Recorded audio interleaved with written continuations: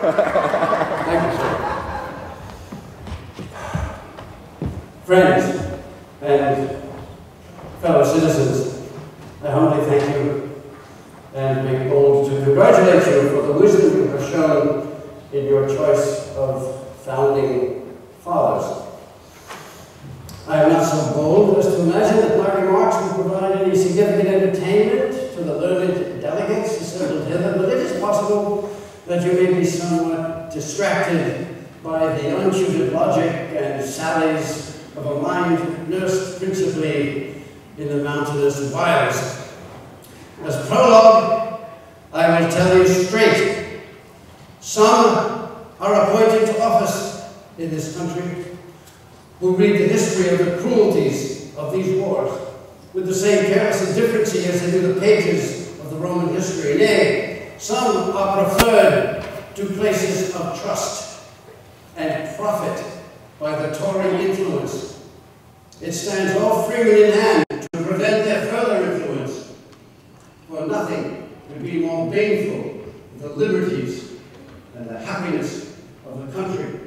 For wherever such influence takes place, it robs us of the victory we have obtained at the expense of so much blood and treasure.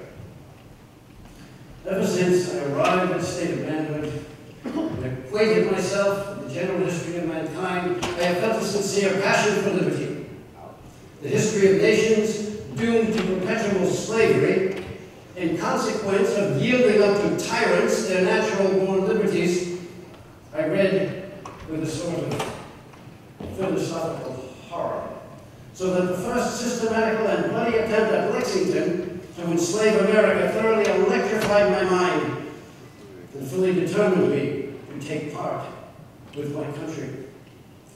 And as I was wishing for an opportunity to signalize myself in its behalf, directions were privately sent to me from Mr. Brown and Mr. Armstrong to raise the Green Mountain Boys and, if possible with them, to form a state bank in Vermont.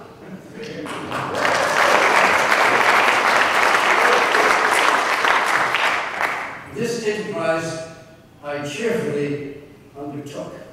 5 bills have been introduced in 2 years on the subject of monetary reform. The sun seems to shine with superior luster on one of them. Unfortunately, alas, it does not signify as a bill for a state bank. But we carry on. Let us carry on and bring to their knees all those who in the name of security make enemies, in the name of patriotism make treason and tyranny, in the name of peace make war, and in the name of liberty would turn us into slaves. Tribute, tribute, and tribute. The bell tolls for the union of the executive, legislative, judicial, and corporate. It is the bell that tolls the death knell for the republic. For who will hold these powers to account? Where is the line that tyrants will not cross when the scribblers of our free press shield treason for their daily bread? Who will confront?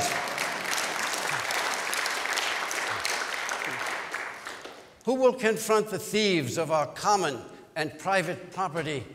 Who will confront the procurers of our willing youth, who turn our conscripts into redcoats and send them off to pillage in the farthest reaches of the globe?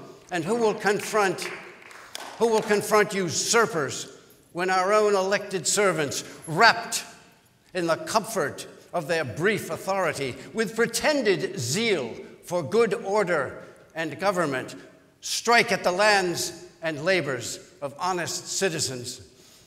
And inasmuch as the malignity of their disposition toward partisans of liberty flames to an immeasurable and murderous degree, they have in their newfangled laws so calculated them as to correspond to the depravedness of their minds and morals.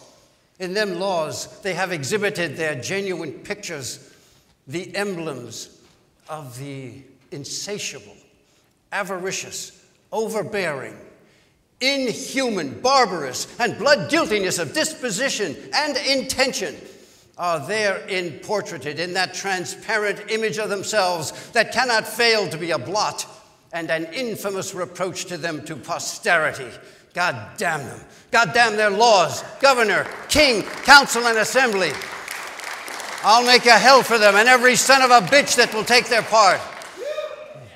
Now, in that effort, I have prepared a modest report on the Commons.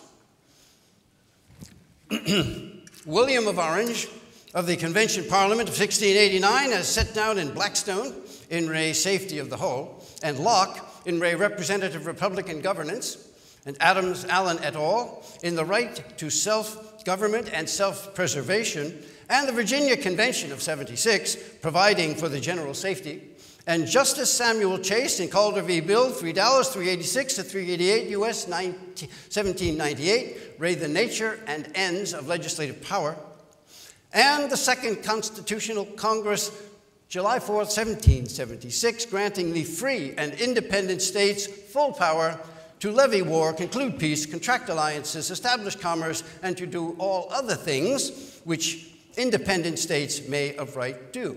And again, Justice Chase, that each of the several states was a sovereign and independent state with its own authority and its own law, without any control from any other power on earth. And in the works of Paine and Jefferson and Franklin, for the common good and the good of the commons and keeping of the commons, as opposed to the theft of the commons versus the common use of the commons and purpose and inheritance of and rights to the commons for the many and not the few, for the keeping of sheep and goats and horses, and keeping the commons in perpetuity. And this is self-evident, as in the word commons.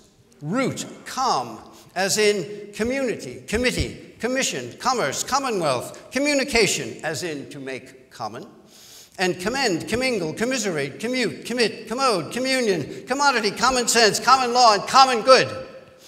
And the responsibility shall be held in common trust and not private hands, and therefore shared in common and not restricted. And this includes the affairs of government and the medium of exchange, and the air and the airwaves and the water and the waterwaves and the groundwater and the lakes and the streams and the oceans and the creatures thereof. And when, as per the writings of Marshall, Mason, Madison, Adams, Allen, and Jefferson et al., the commons is stolen from the people, they shall reclaim it, though they replenish it with their blood and the blood of tyrants, and so assert their sovereignty over it, and secede it from those who violate the commons, which also include inalienable rights and freedoms which are granted by nature and in common with all people, as in life, liberty, and the pursuit of happiness.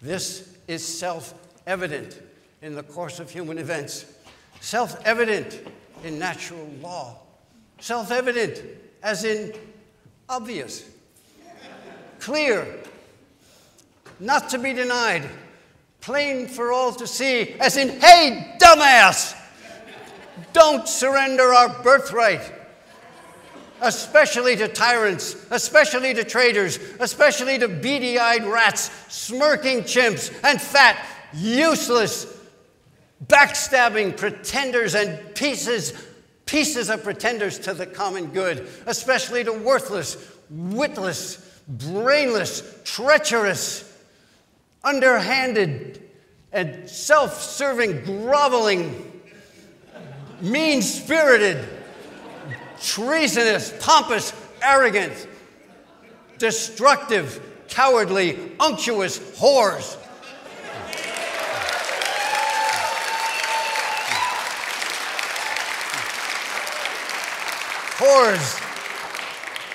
Whores, leeches, and panderers, whose mission it is to divide up the world and the peoples of the world, and to pillage, and what they can't pillage, they destroy, while the best and the brightest stand around holding candles that belong up their asses and ours, for giving the bastards everything they want so they can pillage some more with our treasure and our children and our friends and our parents. And we take it and grovel and call ourselves free. And some have the nerve to call themselves sane, while our employees at the trough devour our public and private wealth and shovel it onto their detestable accomplices, the maggots and tyrants and traitors of planet Earth. Thank you.